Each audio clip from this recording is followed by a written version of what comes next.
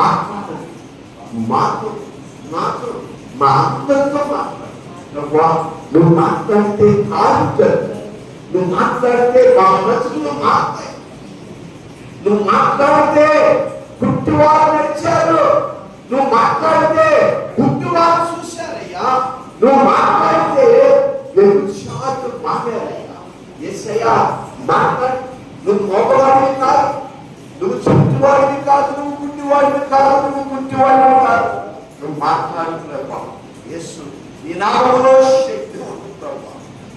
ఈ శక్తి కలిగిన నామములు నేను ప్రార్థన చేస్తాను. ఆత్మానుసారంగా నేను జీవించాలి.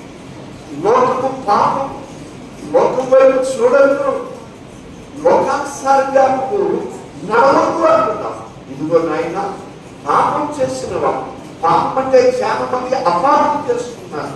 అబద్ధ మార్గం పాపము, మోసం చేయడం పాపము, దొంగతనము పాపము, ఇతరుల మీద సాధించడం పాపము, తినకూడని తిట్టే పాపం, ఇలాంటి ఎన్నో ఉంటాయి.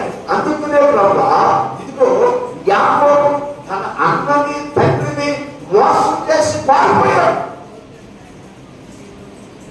నీ బిడ్డలుగా విమానం నిలబడాలి, నీ కొరకు నీవు నిలబడాలి, నీ